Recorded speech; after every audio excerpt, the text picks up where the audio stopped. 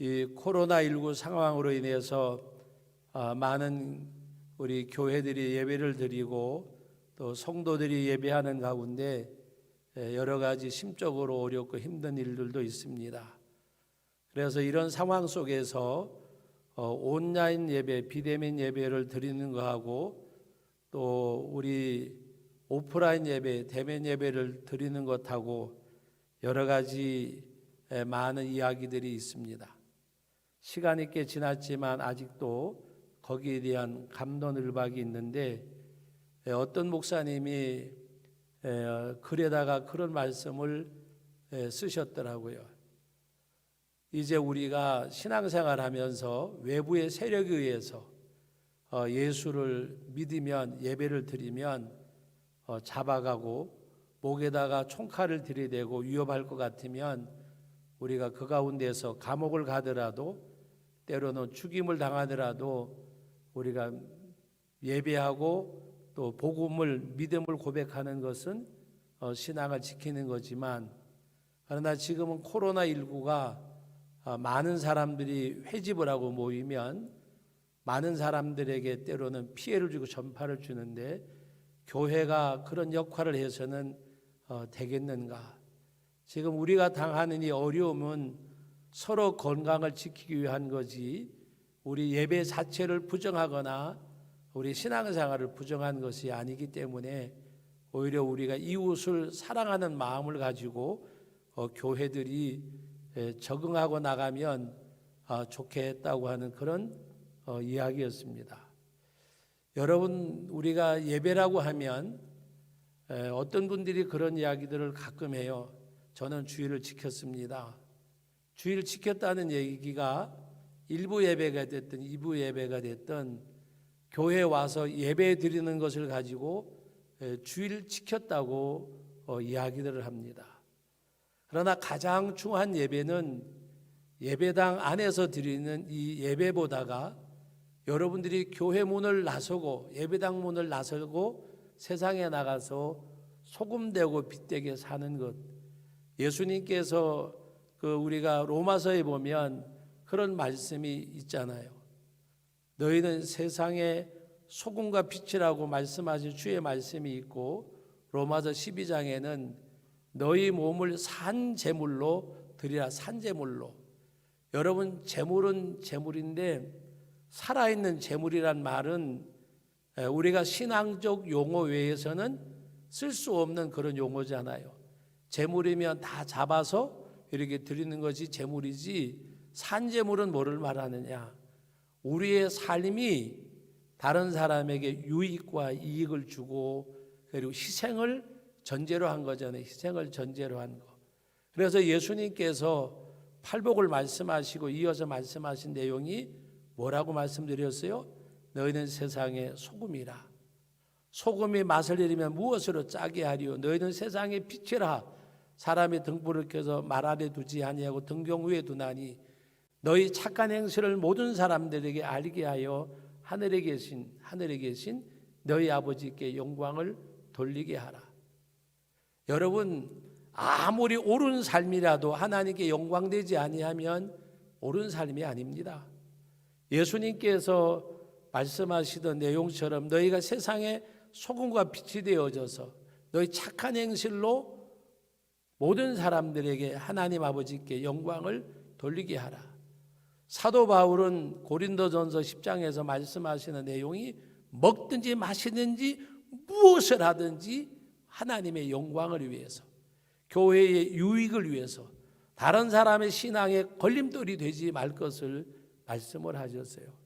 다시 말하면 산 제물이 되라. 이것이 너희들 영적 예배니라. 여러분, 교회 안에서 주일날 어느 한 부에 예배 드리는 것으로 신앙생활을 다 한 게 아니라 우리가 삶의 현장에 나가서 정말 하나님의 말씀대로 오리를 가고자 하는 자에게 심리를 동행하고 겉옷을 달라고 하면 속옷을 주고 한편 뺨을 때리면 다른 편 뺨을 돌려대고 원수를 사랑하고 저주하는 자 축복하고, 그 말씀이 내 삶 속에 담겨질 때에 바로 그것을 말씀하시는 내용입니다. 여러분, 오늘 본문 말씀의 내용도 보면 바로 4절 말씀을 제가 읽어드리면 무릇 하나님께로부터 난 자마다 세상을 이기느라 세상을 이기는 승리는 이것이니 우리의 믿음이니라. 그래서 오늘 설교 제목을 세상을 이기는 승리라고 하는 이 말씀을 함께 상고하려고 합니다. 여러분, 세상에서는 다른 사람을 거꾸러뜨려야 쓰러뜨려야 이겨야 승리라고 생각을 해요. 그러나 성경은 그걸 말씀하지 않잖아요.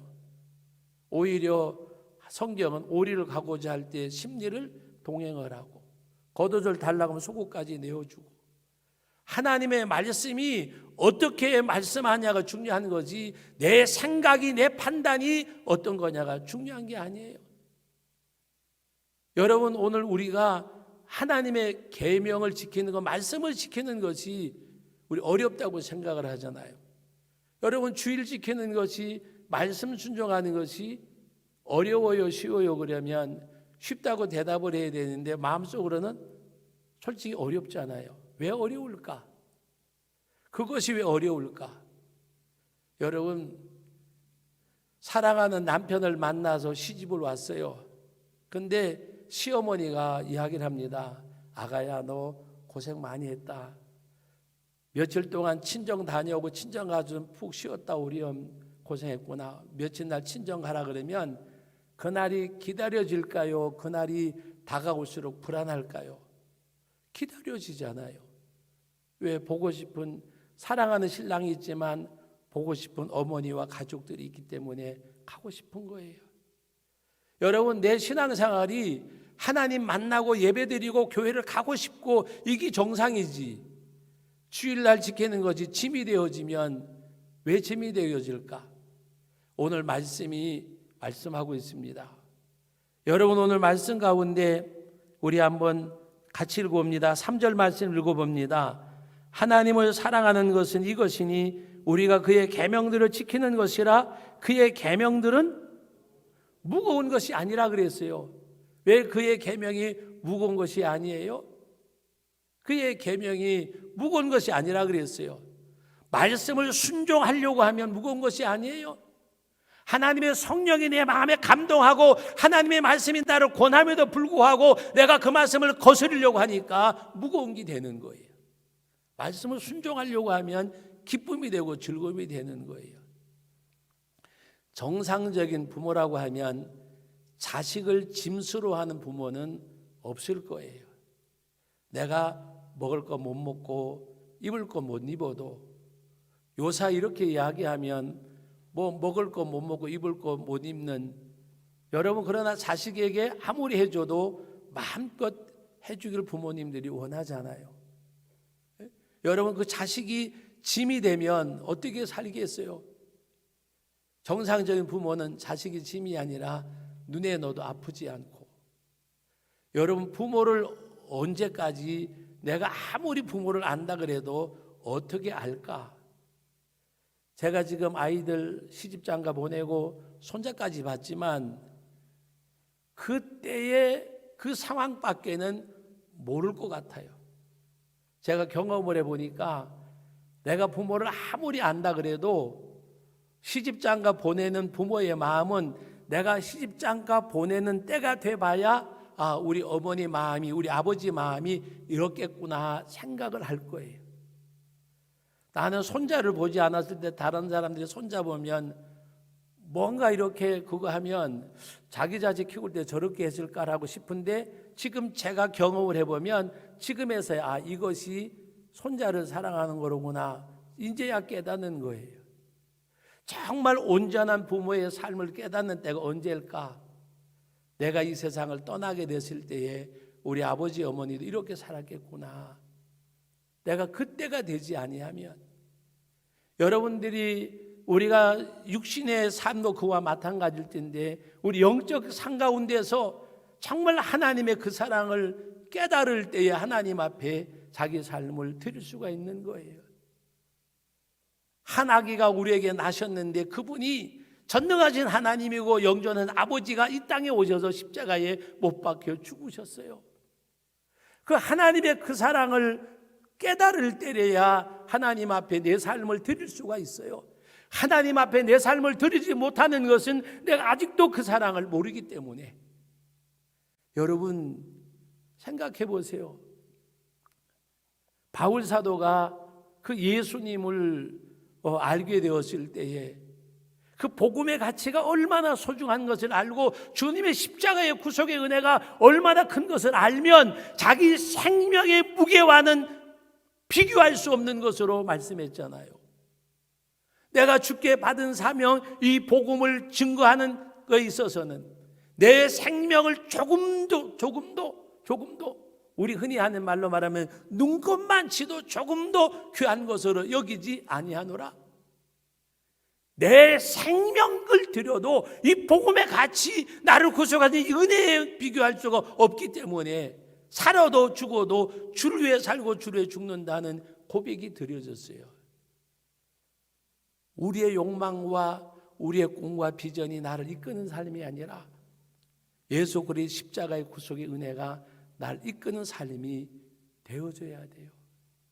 구속의 은혜가 나를 이끌면, 여러분 오늘 여러분들이 이제 우리 코로나19 때문에 어렵지만 꼭 큐티 생활을 하세요. 큐티. 여러분 큐티 책자 다 있잖아요. 날마다 말씀을 묵상하고 그 말씀 안에서 은혜를 받으세요. 여러분 오늘 다니엘서 9장의 15절로 27절까지 말씀이 오늘 아침에 큐티잖아요.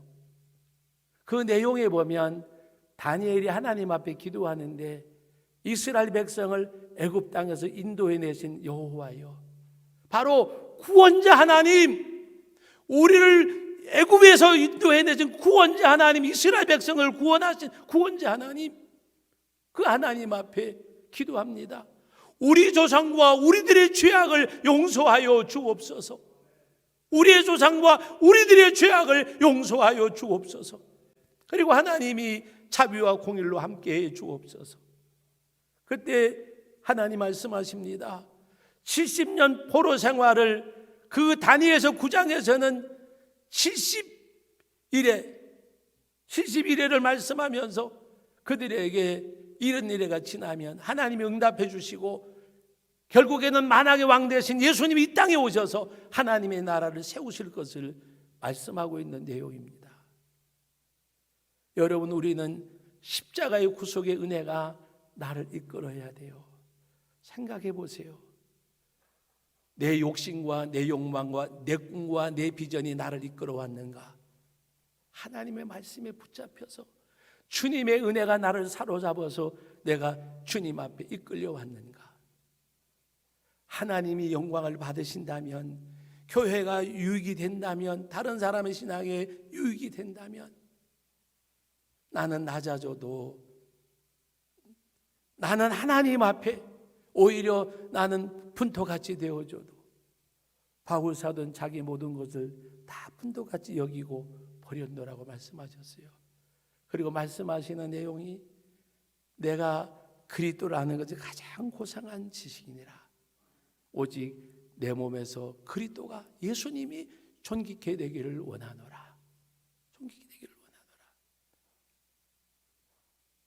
어떤 목사님이 저보고 그런 얘기를 해요. 목사님, 교회를 이렇게 사임한다고 하니까 걱정되는 거 많지요. 제가 그래서 아니요. 왜? 아버지 살아계시니까, 아버지 전능하시니까, 영존하시는 아버지, 전능하신 하나님이 계시는데, 교회는 주님의 몸된 교회인데, 나는 그동안에 쓰임받은 것뿐이지, 그것도 은혜지, 은혜. 써주심의 은혜고 붙드심의 은혜지. 거기 무슨 공력이 있고 하나님의 은혜지. 그리고 하나님 살아계시잖아. 전능하신 하나님, 영존한 아버지가 계시는데, 여러분, 사람이 얼마나 나약해요. 여러분, 코로나19를 통해서 깨닫는 것 없으세요? 우리는 하나님의 절대적인 주권을 인정하셔야 돼요. 여러분 생각해 보세요. 얼마 전까지만 해도 제천에 청정지역이라고 막 자랑하고 다녔어요. 저도. 우린 제천에 확진자가 한 명도 없다고. 근데 지금 짧은 기간에 100명이 확 넘어섰잖아요. 사람은요, 어디가 큰 소리 치면 안 돼요. 어제 어떤 목사님이 전화했어요. 한 사람도 없다더니 요새 뉴스마다 제천 나오더라.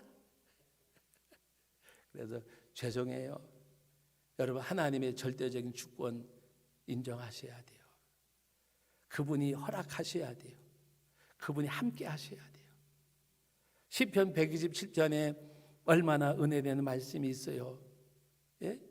사람이 자기 길을 계획할지라도 걸음을 인도하는 여호와시라고 잠언에 말씀하셨고, 시편에는 우리가 집을 세울지라도 여호와께서 함께하지 아니하시면, 집을 세우는 자의 수고가 헛되며 여호와께서 성을 지키지 아니하시면 파수꾼에 깨어있으며 허사로다. 너희가 일찍 일어나고 늦게 누우며 수고의 떡을 먹음이 헛되다 그랬어요. 아무리 발버둥 쳐도 하나님이 함께 하셔야 돼요. 하나님의 주권을 인정하세요. 하나님의 주권. 내가 뭐 할 수 있다는 생각이 있는 그 순간엔, 그때까지는 하나님이 우리를 붙잡고 역사하지 않아요. 하나님 앞에 엎드리고 그 하나님 앞에 두 손 들고 진정으로, 꾸밈의 모습이 아니라 나는 아무것도 할 수 없습니다. 여러분, 지금 우리가 할 수 있는 거 뭐가 있나요? 뭐가 있나요? 하나님이 함께 해주셔야 돼요. 하나님의 주권을 우리가 인정해야 돼요.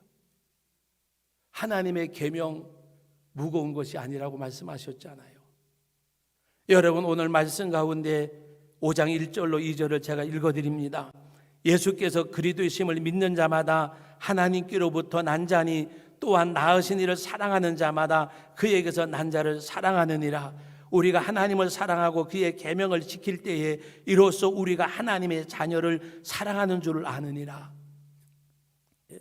우리의 삶이 하나님을 사랑하고 하나님의 보내신 자, 독생자 예수 그리스도를 사랑하고 그런 믿는 형제를 사랑할 때래야 하나님의 사랑이 어떠함을 알게 된다는 말씀이에요.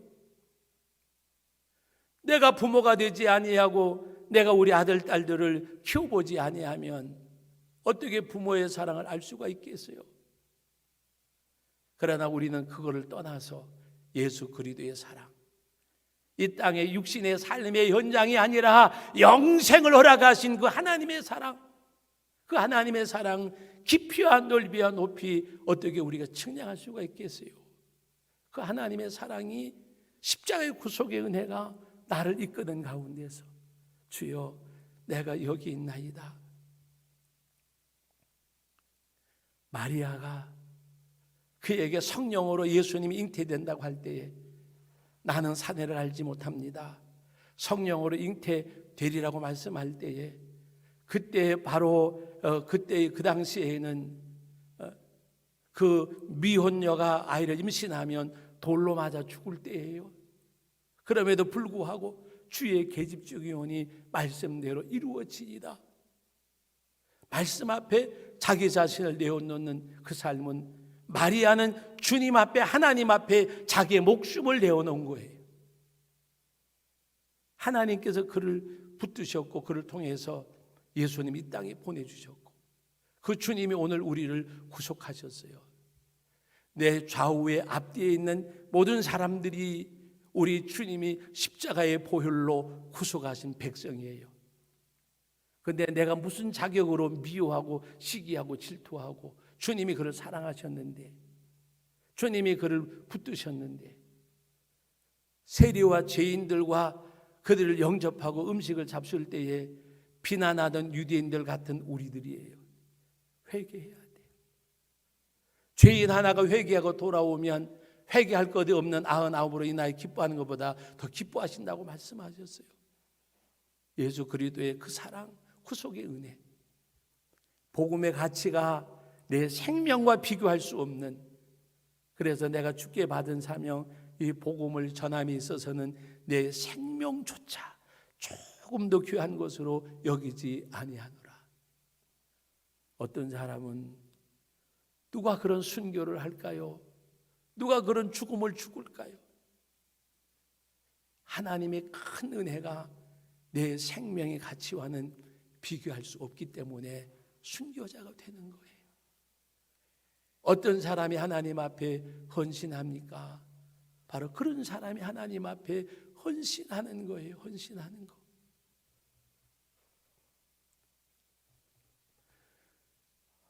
어느 교회에 그것이 먼 어디 지역의 얘기가 아니에요. 우리 제천 지역의 얘기예요. 어느 교회에 어느 자그마한 아파트에 사는 어느 말없는 교회를 섬기는 신앙인이 자기 조그마한 못을 팔았어요. 그분에게 4천만 원, 다른 사람에게 4억보다도 큰 돈이에요. 그 돈을 하나님의 복음을 위해서 뜻이 내놓고 본인은 힘든, 그래도 하나님이 까마귀 역사로 해주셔요라고 고백을 하시더라고요. 여러분, 물질이 안 아깝고 안 귀한 사람이 어디 있겠어요? 혼자 사시는 어르신이 여러분 생각해 보세요. 자기를 도와줄 자식이나 뭐 이렇게 주위에 사람들이 있는 것도 아니에요. 하나님 사랑하니까. 근데 그분이 그래요. 자기는 한순간 한순간 살면서 하나님 살아계심을 경험하고 산대요. 하나님의 살아계심. 여러분, 복음의 가치를 알면 생명을 주잖아요. 복음의 가치를 알면 내 삶이 던져주더라도 은혜로 감사하는 거. 제가 그분 보고 그랬어요. 이야기를 듣고 큰일 하셨네요. 아니에요, 목사님. 아니에요. 주님 주신 은혜가 비교 앞에 말할 수 없지요. 사랑하는 성도 여러분, 하나님을 사랑하는 그 사랑 속에서 주님의 복음이 우리 이끄는 삶을 우리 살아가셔야 돼요. 코로나19 어려운 때에 여러분 우리 신앙이 나태해지면 안 되잖아요. 더 하나님 사랑하고 이럴 때일수록 여러분들이 이웃을 돌아보고 나 자신의 신앙생활은 물론이지만 우리 교우들도 돌아보고 어려움당하는 이웃들도 돌아보고 마스크 한 장이라도 함께 나눌 수 있는 그 사랑을 가지고 우리가 살아가면 되는 거예요. 그리고 또 대면에서 예배 드릴 때는 함께 와서 또 대면에서 예배를 드리고 그런 가운데서 정말 십자가의 보혈의 구속의 은혜가 내 삶을 적시고 내 삶을 이끌고 그 가운데 나 자신을 드릴 수 있음에 감사하고 그 하나님 앞에 기도하며 감사할 수 있는 그 은혜. 오늘 다니엘서 9장 22절인가 23절에 보면 제가 오늘 아침에 큐티를 하면서 그 생각을 했어요. 기도해야 되겠구나. 왜? 늘 아는 거지만 다니엘이 기도를 시작할 즈음에 가브리엘에게 명령해서 하나님이 다니엘에게 약속하셨어요. 너는 이 세상에서 가장 존귀한 자로 넌 하나님께서 은혜를 베푸시겠다고 그에게 말씀을 해주셨어요. 다니엘서 9장 말씀인데 제가 한 절 그냥 읽어드릴게요. 여러분 듣기만 하세요. 22절 말씀인가 그런데 뭘 말씀에 보면 내게 가르치며 내게 말이 이르되 다니엘아 내가 이제 내게 지혜와 총명을 주려고 왔느니라. 근데 언제요? 곧 내가 기도를 시작할 즈음에 명령이 내렸다 그랬어요.